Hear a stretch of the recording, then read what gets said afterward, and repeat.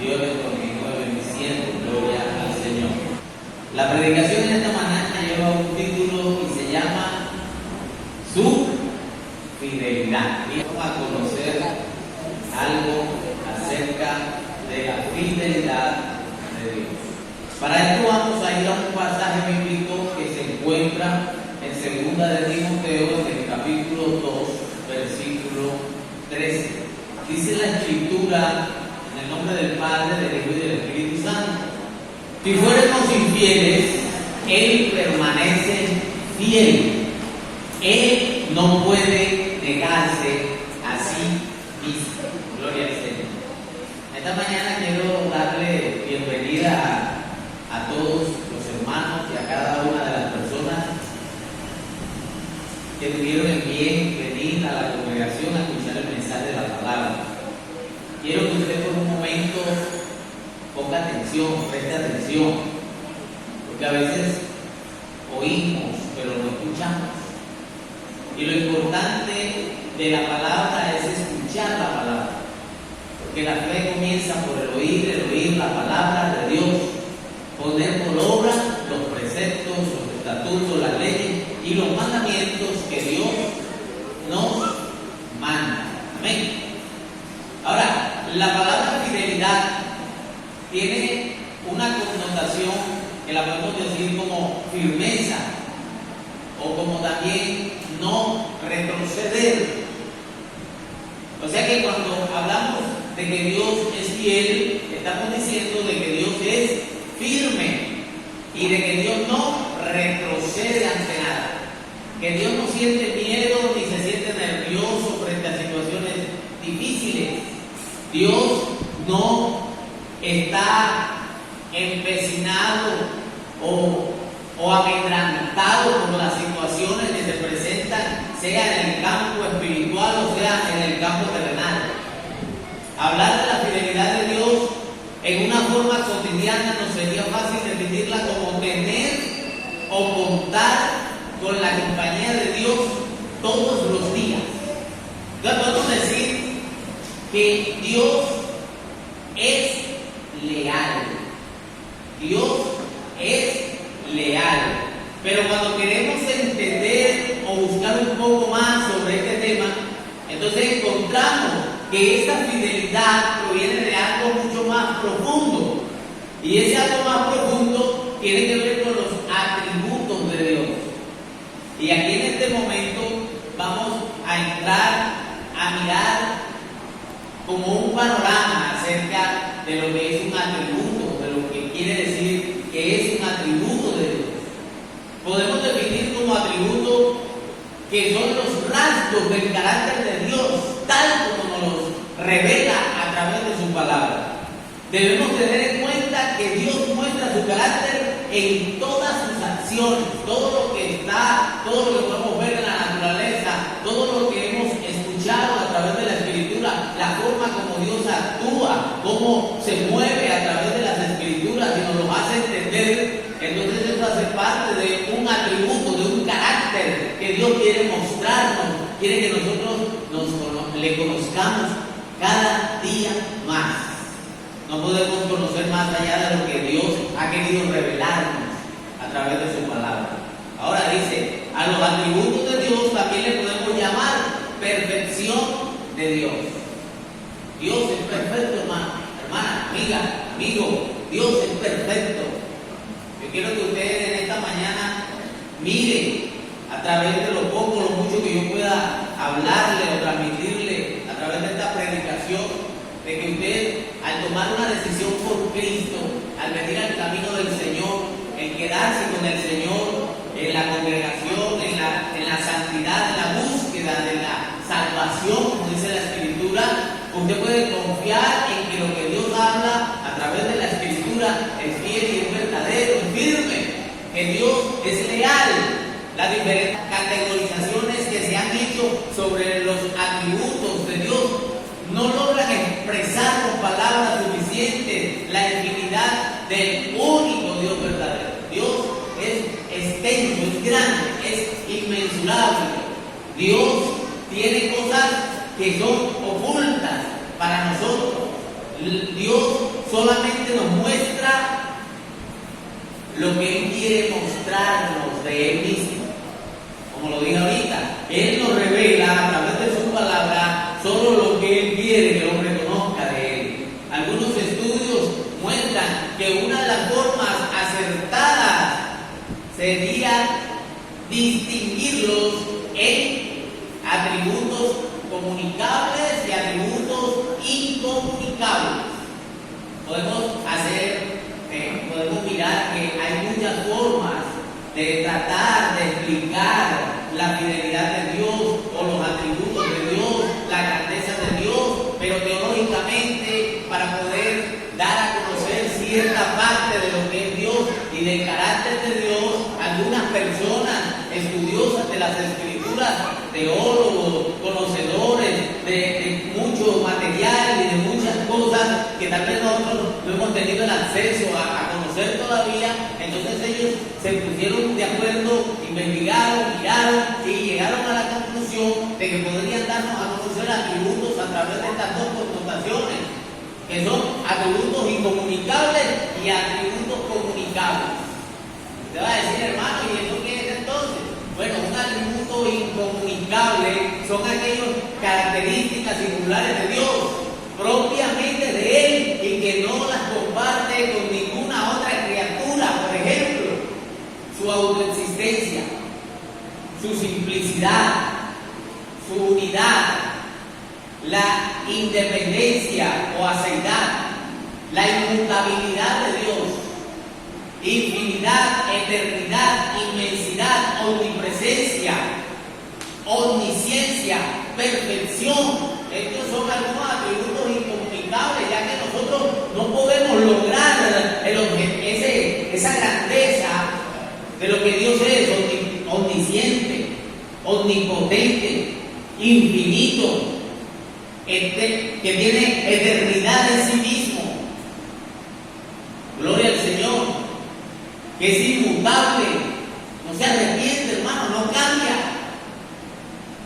no se arrepiente de lo que ha hablado, de lo que ha prometido, de lo que ha dicho, hace conforme a lo que tiene planificado. Los atributos comunicables son aquellos que Él ha transferido en parte a los seres humanos.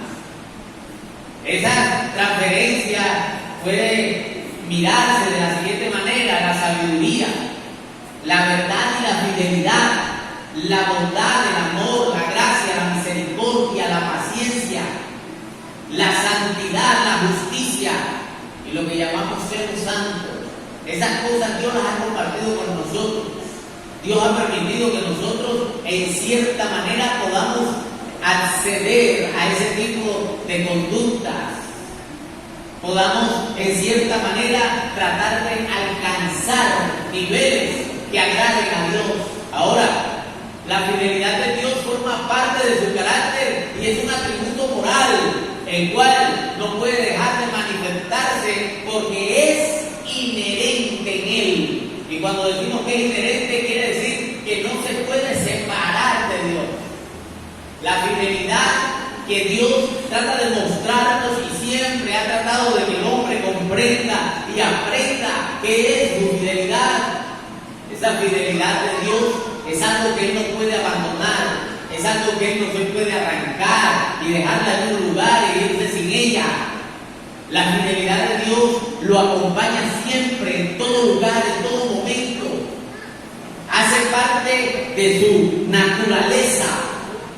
Dios es fiel, aun cuando el hombre es infiel, aun cuando el hombre hace promesas que nunca cumple, aun cuando levantamos los ojos al cielo y le decimos al Señor: Señor, de ahora en adelante voy a hacer así y así y así y así, conforme a los preceptos, a lo que tú quieres que yo sea, voy a hacerlo así. Y al minuto, al segundo de dejar de haber dicho algo, caemos en un error porque somos infieles.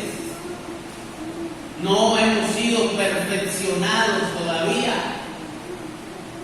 Pero un día, dice Pablo, un día sabremos cómo hemos sido conocidos por Él.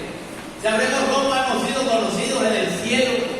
Sabremos qué hemos alcanzado delante del Señor. En la relación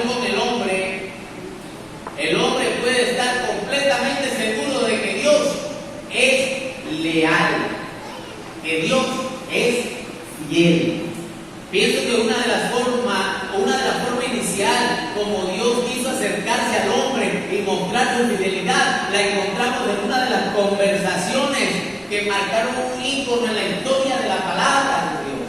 Y esta expresión la encontramos en Génesis capítulo 15, en los versículos 4 y en los versículos 18. Quiero que me acompañen a leer ahí. Génesis capítulo 15, versículo 4. Luego vino a él palabra de Jehová diciendo: no te heredará sino un hijo tuyo será el que te herede. Versículo 18. En aquel día hizo Jehová un pacto con Abraham diciendo: a tu descendencia daré esta tierra desde el río de Egipto hasta el río grande, el río Éufrates, la tierra de los ceneos, los ceneceros, los moneos, los heteros, los fereceros, los refaitas, los amorreos, los cananeos, los gergeseos y los jebuseos. Estas fueron promesas que Dios le hizo a Abraham cuando Abraham todavía no había tenido un descendiente. Dios se levantó y vio la credibilidad que Abraham puso en las palabras que él le había dado. Le dijo: yo te haré un descendiente, te daré descendencia, y no solamente eso, sino que te entregaré una tierra grande, en gran manera, donde habitará tu heredad, donde habitará tu descendencia. Hermano, hermana, y cuando nosotros leemos la Biblia, nos damos cuenta en el libro de Éxodo que todas estas palabras se cumplieron, porque también le expresó Dios aquí mismo, en el versículo 13, le expresó Dios a él de esta manera: entonces Jehová dijo a Abraham: ten por cierto que tu descendencia morará en tierra ajena y será esclava allí y será oprimida 400 años. Y se cumplió esta palabra, se cumplió esta promesa, se cumplió lo que Dios le había prometido a Abraham, le dio descendencia. Pero la descendencia tuvo 400 años en tierra de Egipto, donde fue esclava, donde tuvieron que clamar a Dios para que Dios enviara un libertador. Y conocemos luego, por allá en Éxodo capítulo 14, donde se nos expresa de que la descendencia que Dios le había dado a Abraham salió de la tierra de Egipto, enriquecida, hermano, como Dios lo había prometido. Y sobre todo, que en medio de la caminata en el desierto, la fidelidad de Dios siempre se mantuvo con el pueblo. Y conocemos que el pueblo en su corazón nunca estaba de acuerdo con los preceptos de Dios. Sabemos que siempre tenían algún pero para con Dios. Nunca querían hacer conforme a los preceptos, a las leyes, a los estatutos. Siempre esperaban que fuera otro el que vendiera por ellos. Siempre esperaban que fuera otro el que orara por ellos. Siempre esperaban que fuera otro el que fuera la presencia de Dios por ellos. Ellos nunca querían disponerse. Ellos nunca querían avanzar en el crecimiento de su corazón, de su fe hacia Dios, sino que querían permanecer siempre en el pensamiento, en el sentimiento de la esclavitud, de lo que vivieron en Egipto, enamorados de la fatuidad, del orgullo, de la arrogancia, de la mentira, de la esclavitud que le ofrecía una tierra llena de pecados y de necedades y de truhanerías, podemos decirlo así también. Un lugar donde parecía que todo era espléndido, pero que en realidad lo estaba arrastrando a una vida muy lejana del camino de la salvación que Dios quería ofrecer.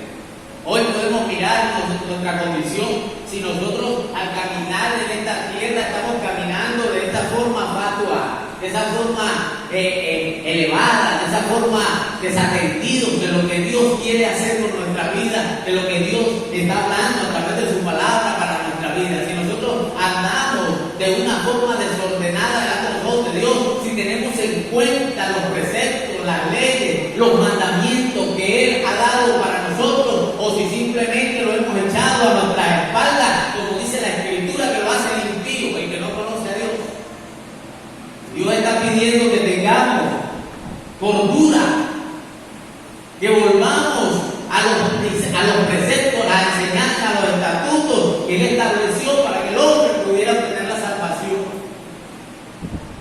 Ahora, Dios no se va a retroceder porque usted crea o no crea en Él. Usted dice, yo no creo en Dios, Dios no va a dejar de ser Dios. Dios no va a dejar de seguir actuando fundamentado en lo que Él expresó, en lo que Él dijo, en lo que Él tiene organizado. Él conoce el fin, hermano, de la obra. Él sabe lo que viene allá después. Nosotros nos miramos al espejo, dice la palabra, y al ratito que damos la vuelta nos olvidamos cómo era nuestro rostro. Pero Dios no es como nosotros. Dios no se olvida de lo que ha hablado. Dios no se olvida de lo que ha prometido. Dios no deja de ser Dios porque usted y yo entremos en un capricho contra Él, o porque nuestro corazón se llene de soberbia, o de rabia, o de altivez, o se crea superior al uno al otro, o crea que está muy intelectualmente lleno de conocimientos, que los conocimientos de Dios no tienen cabida en el corazón suyo. No sé, Dios no deja de ser Él. Dios sigue enviando su palabra, Dios sigue moviendo su ejército, Dios sigue moviendo su espíritu para que siga tocando, redarguyendo, fluyendo, cortando, derribando, echando por tierra argumentos del error. La misma Escritura nos declara que la palabra es como un martillo que golpea la piedra. En otra parte dice que la palabra es como una espada de doble filo. Y sabe lo más tremendo es que todos estos golpes entran de una forma penetrante a la vida del ser humano, que presta atención al llamado, que quiere ser motivado cada día a mejorar en el aspecto de la relación con Dios. Usted quiere alcanzar un nivel en el cual Dios lo mire con agrado, párese por un momento a mirarse, a autoexaminarse y a mirar lo que Dios está hablando. Uno de los problemas más grandes del ser humano es que no nos detenemos a escuchar a Dios. Somos como esas cotorras parlanchinas. Hablamos, pero no prestamos oído a lo que Dios quiere hablar, a lo que Dios quiere que nosotros aprendamos, a lo que Dios quiere que nosotros hagamos para Él. Y ahí está nuestro problema, ahí está nuestra dificultad para tener una buena relación con el Señor. Deuteronomio capítulo 7, verso 9 dice: conoce pues que Dios es Dios fiel, que guarda el pacto y la misericordia a los que le aman y guarda sus mandamientos hasta 1000 generaciones. Oiga, qué tremendo. Dios guarda el pacto hasta 1000 generaciones. En Éxodo capítulo 20 el Señor también dice que al que guarda sus mandamientos, Él está pendiente de sus generaciones. Gloria al Señor.